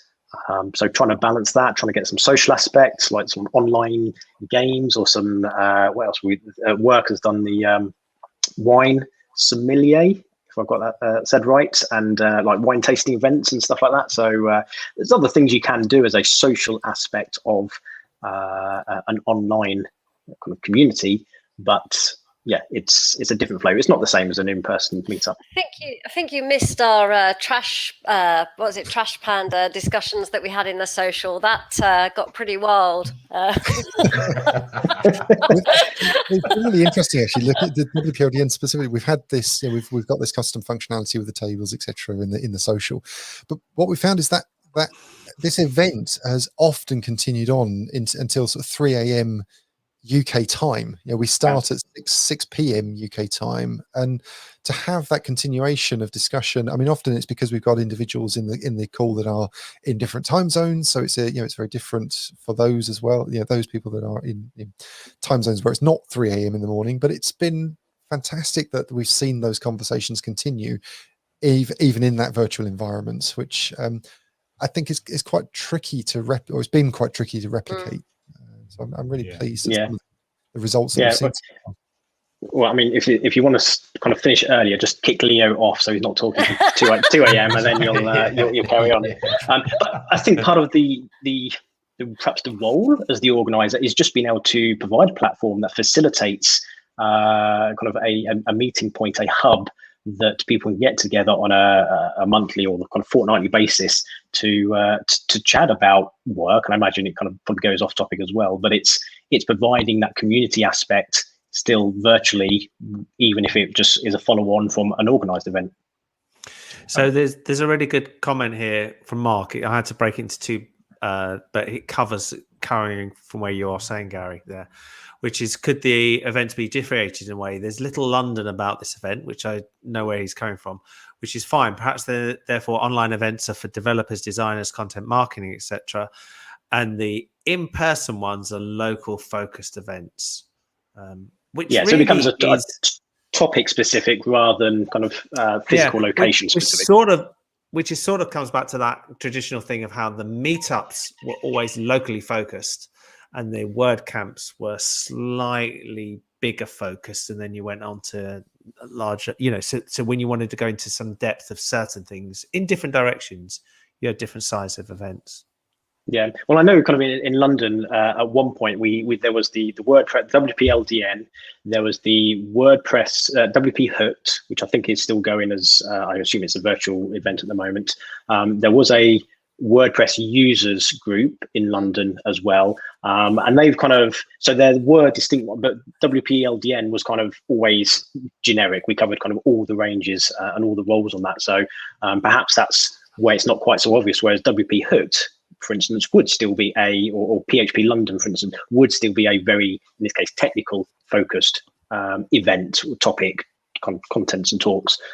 So it is possible, but WPLDN has kept to its roots of actually still covering that wide range of things in WordPress you never knew as a user, and technical talks and kind of design talks and how to run a small business kind of using WordPress and so on. And I think that's almost like that generic wide range of topics is a unique selling point for WPLDN in a way that other WordPress groups, wherever they may be located, kind of don't have. And you also get a variety of people there with different skills and different things all coming together, who use WordPress in so many different ways. What's your thoughts on some sort of hybrid once we do get back into meeting face to face? Do you think that's something that would have legs, or do you think that's something that should be kept completely separate? I mean, certainly for when I was doing the last kind of year or 2 years or so, we were obviously the physical ones. We were still having the real meetups and still broadcasting and making it live anyway. So there already was, certainly for WPLDN, there already was this attempt to increase the accessibility of it, not just for those in a completely different time zone, a completely different country, but also those who actually just wanted to come, couldn't make it on that night. They might live locally and they could catch up afterwards. So there already was an aspect of that. Whether that kind of the hybrid approach that you're talking about turns out to be not just the broadcast of it as we were doing, but actually having somebody sat on like managing the chat in more kind of detail and actually still having putting more emphasis on that, then I think that is still possible, because we showed it was for a couple of years before the pandemic hit. Absolutely, yeah. I still think that should continue regardless of I'd say to ask that question to Paul and mention it. You're absolutely right. We did broadcast, we did stream, we did a load of things, but really you were like watching through a window of what was happening in the room, and that's just life. You end up having to focus on one or the other, and I think in this case we are focusing heavily on the people who are remote. When you're doing it in the room, we were focusing heavily in the people in the room, and occasionally we would get one or two questions, but it wasn't. It's super tough. It's super tough when you've got two audiences to be able to match them. I think and I think Gary's sort of nailed some things, and actually some of the questions that came in have sort of nailed it. Maybe the focus needs to be on what you deliver, because actually the way you deliver, for example, I actually think that instructional, educational things can be delivered far better using this sort of environment, and the ability to be able to draw on the screen, to be able to bring people in, to be able to do things at the same time, can be far better, far more effective than trying to say, okay, we're going to have a half an hour deep dive in the middle of a session, when on the other side, communication and doing interactivity in a different way is better in the room. And I think the other difference, just to follow on from that point, is that when we were broadcasting from the real life meetups, we only had kind of one camera. So it was either pointed at the speaker or kind of at the compere, or maybe it was a one shot thing. Whereas here, obviously, at the moment, we've got 5 people, and that provides a broader range than if it was just kind of one person speaking and then it flipped to the other person and so on. So I think if there was some sort of hybrid, then you'd want to try and find a way, okay, have a camera on the speaker, have a camera on the audience, have a camera from a different angle, just to kind of, on whether that's kind of flip between kind of somebody who controls who's like which camera is shown at any one time, like an editor, or whether they're all shown at the same time, and somebody gets a better feel of, okay, how are the audience reacting? What are the audience kind of doing as they're watching that? Maybe some audience members don't want to do that and have to accommodate for that, but it provides more of that environment than just actually it's a single person on screen. You can't see what is happening in the rest of the room. That becomes a completely different beast in setting out there, doesn't it? I'm saying all these because I'm not involved in organising. I was just thinking about we need camera crew, sound. We need sort of like backroom tech, kind of. That's right. Gary, thank you so much. It's always a pleasure to be able to speak with you. I really appreciate you contributing to the event this evening. And just want to say publicly thank you again for everything that you did to help WPLDN in the time that you were volunteering within it. So you're welcome, and thank you very much for continuing the efforts, because obviously it was an enforced change to go from the real life meetups to organising the tech and the ability to broadcast as you're doing. You're doing a fantastic job, so thank you very much to all of you. Cheers, Gary. Thank you. Thanks, good Gary. to you, and we'll hopefully speak soon. Take care. Cheers. Thank you, Gary. Excellent. Okay, we've got another WPLDN regular scheduled waiting in the wings right now. But just before we bring him up, I just wanted to quickly say, if you are watching this on live.bigorangeheart.org, do DM Leo Mindell in the chat and let us know that you want to come and join. He'll share a link to come join us on stage.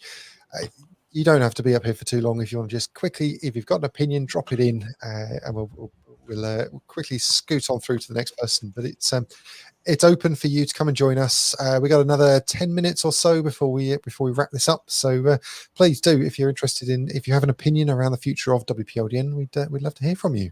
But I know this man will have an opinion. He has been a long-term attendee of WPLDN. So Graham, welcome. Oh, hi there. Hi, Hey, Hi, Graham. Hi, Graham. Yeah, you can hear me okay then. That's good news. Okay. we can, yes. Yeah, Well, thanks for Graham, letting me join in. no, thank you very much for joining us. Graham, do you want to, just before, if anybody doesn't know, do you want to just quickly give an introduction to who you are and how you interact with WordPress?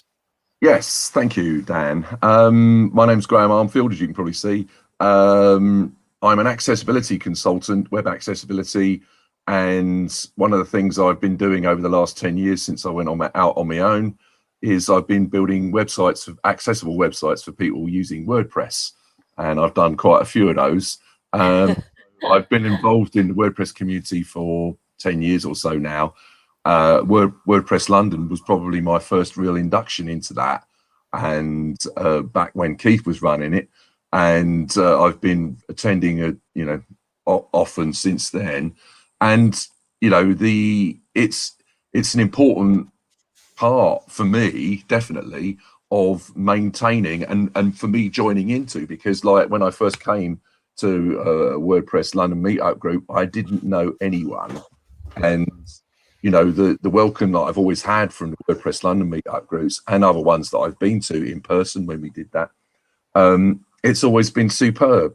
People sort of say hello and whatever like that, and so it helps to gel the WordPress community together. That's what the local meetups groups do. I live just outside London, so it's I was working in London quite a lot anyway, so it's easy. It was easy for me to come to attend the ones live, and I've tried to come to as many as possible since it went virtual. And then there is value in both, but I do find with the virtual ones here at work, having done a day's work at this desk here, and sometimes the timing is not great, because obviously if I'm up in London, I'm not at home here, and here I'm having to juggle things with family time, because obviously there's like meals need to be made, and people need to be talked to after they've been doing something else today, and dogs need to be walked, etc., etc. And so it's been an interesting experience. I've enjoyed the virtual ones, but I can't wait until the face-to-face ones can resume, because I'll be there, and because it's definitely important for me. I'm quite I'm quite pleased if there's if there are plans to do both, either at the same events like we do it in London, and people can pull in like that's been done in various other places, or we have like one's virtual, one's for real, one's virtual, one's for real. I'd be happy with it, with any of those setups. I think you've touched on a really, really important point here, which was something we were aware of, and it's this issue of spending too much time at our desks. We've got our full work day and then continuing to be here for an evening event, which is why we actually started to deliver the WPLDN daytime event, which we did for 6 months. We haven't delivered one for a couple of months since the beginning of the new year, in fact. Partly just because of resources. This is obviously, these events are volunteer led, and to deliver 2 events a month on top of also the other events that we do within Big Orange Heart, it's quite a challenge. Yeah, to I can imagine. But it is also really important, this issue of WPLDN daytime was delivered at a point when you might be able to take a natural lunch break if you're in the UK time zone, but equally also open to other attendees in different time zones. So it'd be interesting just to hear on people's thoughts as well around that concept of absolutely alternative times to deliver. I think some of the things you touched on there, Graham, is it's that we're missing what we did for a while, and I guess it's like that feeling when you go on holiday. It's like you go out and you're doing something that you haven't done for a long time, and going to London. I went to London last week for the first time in literally, I can't remember, I think 6 months. Wow. And it does feel very strange to do it. And as Dan said, I do think we got the reverse of being fed up of traveling all the time, we got fed up of doing this online towards the end of the year, and actually having a month off actually has been a break, because you just suddenly realize that you're just doing this too often. So it's an interesting dilemma. One of the things that's I'm just going to bring in a comment from Lewis, and I wondered if you had a comment on this, Graham. That he was saying that he's seen many meetups that there's more, and basically that there is an X factor of great events. And I just wondered, from your perspective, Graham, do you see that? I mean, I think it's something that Dan and myself aim at, which is that this isn't just another Zoom call. And I wondered, from your perspective as a person who watches it or is involved, do you see that adds? Do you see its gimmicks? What do you see? Do you think we're adding value by just pushing it a bit further? Good question, Leo. I think I can see, and anyone can see. Good question, Lewis. But yeah, I'm sorry. Good question, Lewis. Yeah, he's also talks with an accent like yours, so that's fine. Yeah. So you can see. I can see that you've put on a really good show with this, and I hope other WordPress attendees aren't going to be disappointed if I say that this is the slickest one that I've been to. That's not to say that there's no value in the others, because obviously that's just not the case. I think the way it works at WordPress London is great, having the different rooms to start with, and then people can jump into the main, and the control over who's on what, because sometimes when you've got a Zoom call I can't remember which one it was, one of the WordPress meetups I went to, and there were quite a lot of people on the call. It's just impossible to see like exactly who's on the call, because it's just like a whole screen of like small faces, and in some ways, you can see everybody, but in some ways that's not that helpful, because it's harder to actually to see the person who's talking and whatever. Whereas like now I've got the sort of the five of us on my screen in front of me, and I'm it big enough to actually, for me with my poor eyesight, to actually see what's going on. It's important to me, really. And we could see you, Graham, since you got a new camera. Exactly. Well, it was partly your suggestion, Leo. It was, but that's the point. I actually think it's really key to me. Yeah. We look at it's not everything we do in WordPress, everything we do in Big Orange Heart, everything we do in WPLDN is about moving things forward. And it is about that. And it isn't just about moving things forward, it's about moving you forward emotionally in some extent. It's moving you forward in supporting you. It's about moving you forward technically, and that's key in what we've done. And it's anything that Dan has ever done, and anything we support him in doing is to make these things better, and it's career movements, and it's really interesting that what you've just said there, Graham. Really interesting. Well, it helps also with the the word session and everything like that. When I presented at that, from a presenter's point of view, virtual meetings can be very difficult unless you've got a bit of experience. I mean, with my job, I do training for people in the Far East sometimes, and so I'm used to delivering stuff like virtually. But it can be, even if you're used to it in a different environment, like doing presenting to WordPress London as I did recently, and Word Session, everything like that. The way that's handled is really important, because as a presenter, you've got to get into the zone and get your mind in the right place in order to sort of successfully present what it is that you're going to present about. And so I appreciate the fact that you've done that. For me, when I've been presenting, it's always gone off without any issues whatsoever. It's a really interesting space, that, because you've got this issue of do you do it live, do you do it pre-recorded, and certainly the conversations we had through the process with delivering WordFest, we had a lot of speakers that found delivering a talk via a recorded format quite challenging, because I did to start with. Yeah. You have that opportunity to go back and redo your mistake. Whereas if you're doing it live, if you make a mistake, you make a mistake, and I think that adds and you live with it. It can add a lot of anxiety to the presenter as well. That Absolutely. I'll do it again. I'll just do that bit. I can make it a bit better. And by the time you realise you've done 20 takes of the talk, it just it can be quite a challenge for. I find and from an administration side or an organisation side, when you end up getting one person who resends their thing, and you end up putting the wrong one up, but not because you meant to. It's just like, you've sent me so many versions, and this is a new Graham. You sent me so many versions. Final. But I think we've all got PDFs, so PSDs that are all nailed final. That's right. That's standard naming. Yeah, nice one, Graham. It's been such a pleasure to have you on. Unfortunately, we are running out of time. We do. have no problems. One more. Okay. Lovely to see you again, Graham. Nice to see you, Graham. Thanks a lot, and hopefully see you live soon. Yes, Hopefully really appreciate your input, and hopefully we'll see you. Hopefully, see you soon. Okay, then. Take care. Okay. So we've gone up to the top of the quality, and now we have our final. See, we are truly international. We've gone north of Watford. Yeah, we have. I'm just not even going to respond. For those of you watching, Nathan is a big part of this circle. We are big, happy friends here. Yes, we are. Yeah, we will insult each other.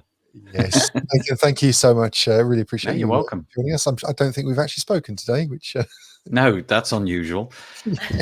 My thoughts on this are: I live considerably, far enough away from London that I can't go to London for an event like this. I just can't. It's just not going to happen. So this has been an absolute revelation. I've loved being involved with these each month, dropping in, having a nice time, enjoying the social.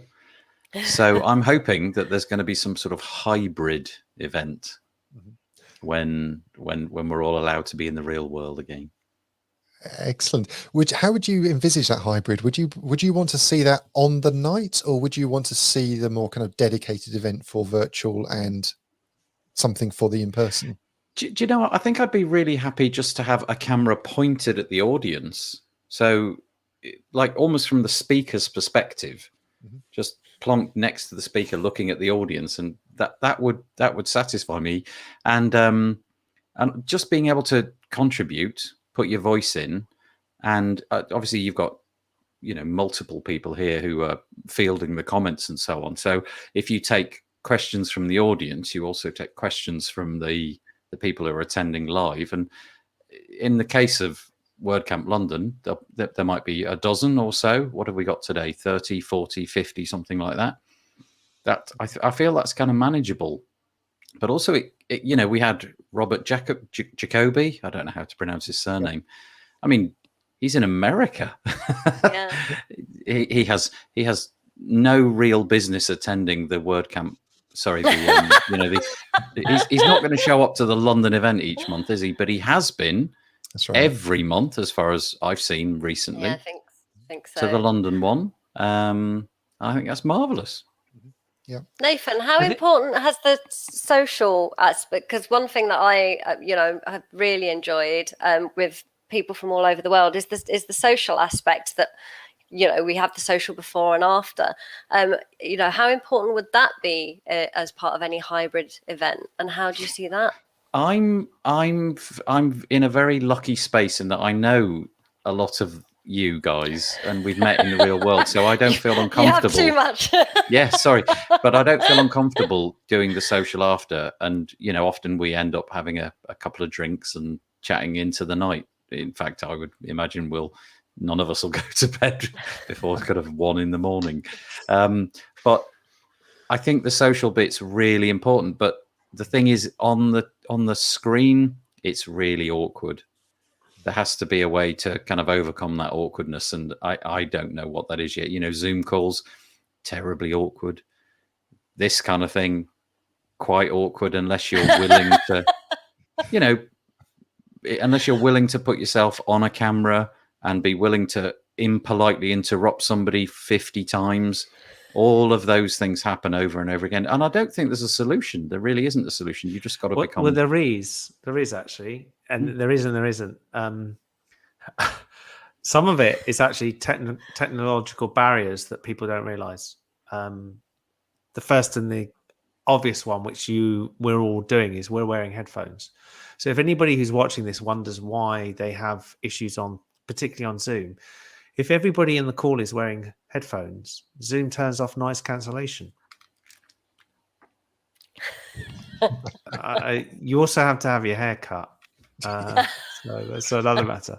But no, it's actually true. It's noise cancellation. The noise cancellation on Zoom kicks in when there is any open speakers. So any open speaker in the room, it kicks in, and that's it. And that's why it always happens, and people sit there. And the second thing is the quality of their cameras, the quality of their mics in particular. People don't like listening to something that is hard to hear, and particularly the headsets with things, they're not great. They're not great. But we're not here to talk about that. What we are here to talk about, and you're right, is it is super difficult. It was super difficult in a year. We've learned how to do things that we didn't do a year ago. We've learned how to stream twice as much as we were doing before. We've learned how to do different things, and that is going to change, and it's going to continue. We're going to find it really tough going back into the room. I don't think Diane's alcohol tolerance is going to be as high as she remembers it was. The thing is on a call like this is you are fully presenting your face to the world, and you it's really binary. You're either full on or you're off. Off is awkward, on is awkward. It's all awkward. And if you go to a WordCamp event, you can just sort of sit on a sofa in a corner and sort of blend in and avoid the contact that you don't want to be a part of. So the online thing is not really well suited. But I've loved it. But I'm quite gregarious. I quite like being on the camera, but I'm not sure it's for everybody. But I would really like, the word camps in particular. I think it would be a backward step if in the future the big word camps in particular didn't have a sort of hybrid approach, because honestly, we've just got people from all over the world attending. No barrier to entry, no plane costs, no hotel accommodation costs, none of that, no visa requirement. You can just be involved. And I think you're absolutely right. I think to counter it, and this is a really good point coming in from Mark here, which is that online events have helped those that didn't feel comfortable with socializing in people and personal events. And I think there is absolutely that. As you've said, someone like yourself, Nathan, will excel in both in online and offline, and wherever, you're never scared to be in front of a microphone or in front of people. There are others that just don't like, never liked it when we were in the room. It was just too noisy. It was too many people. It was too many everything, and have loved doing this. And I think we've got to make sure that we don't suddenly, we've picked up all these people. We've brought them along the journey with us in the last year. And we've just got to make sure that we don't suddenly leave them to one side. Yeah, I guess the problem is... just very quickly on this, I'd say, and I know from Diane's perspective, because she knows it very well, there are a lot of people who are less able that have had been forgotten for a very long time, that have suddenly things have been equalized, and I think we've got to continue on it. I think the online experience has really become finessed. You guys have done it exceptionally well. I mean, you are the best platform, I think, probably anywhere in the WordPress space doing this on a monthly basis. It's outstanding. But maybe we just need to lower that bar a little bit and accept that in the future we really will just point a camera at the audience, and that's what you're going to get. if you show up. You maybe there's not the manpower to do both. Leo's saying no. I don't know. I disagree. I mean, if you can afford to send webcams to people who never return them, then you can Stop ensure that you can ensure that the quality of people look good. That's right. There is a very real practical challenge in relation to this, and that issue of equipment is the first one. We've got to measure how do we get that equipment around the global community. But unfortunately, we have run out of time.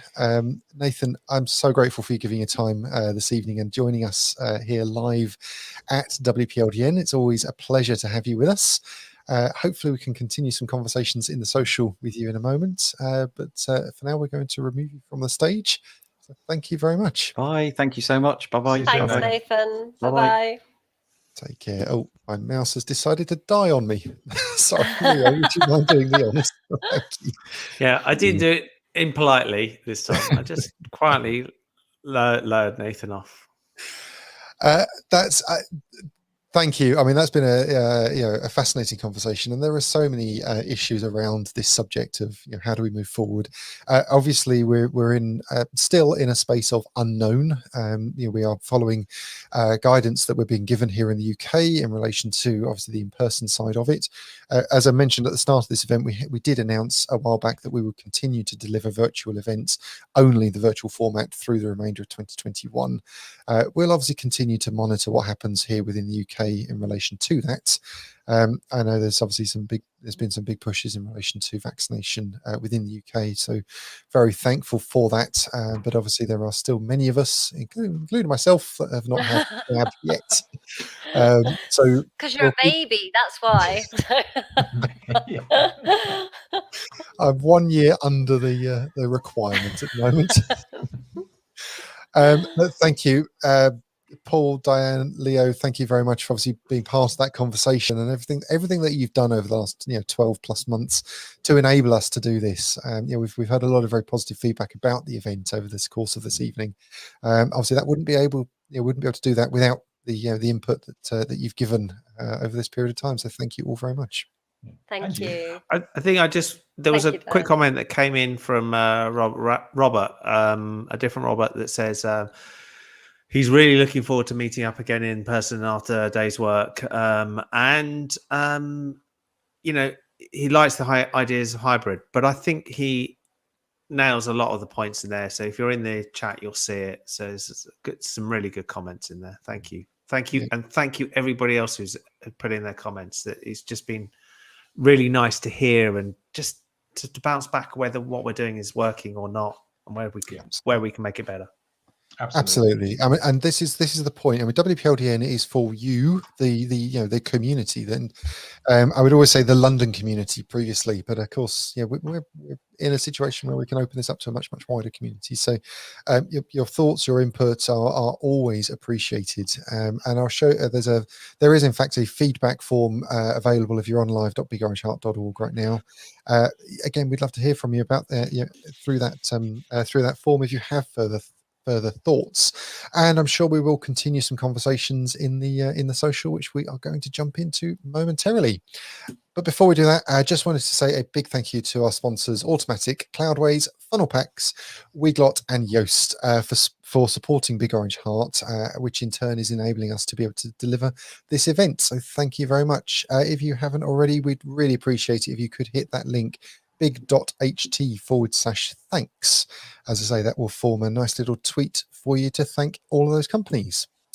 As I just mentioned, if you're on the site /feedback, we'd love to hear your thoughts, both on what you've had so far in terms of WPLDN, but also what the future might look like. There's some open space on that form. If you're not on live, if you're on social, joining us this evening, big.ht/feedback will get you to where you need to be.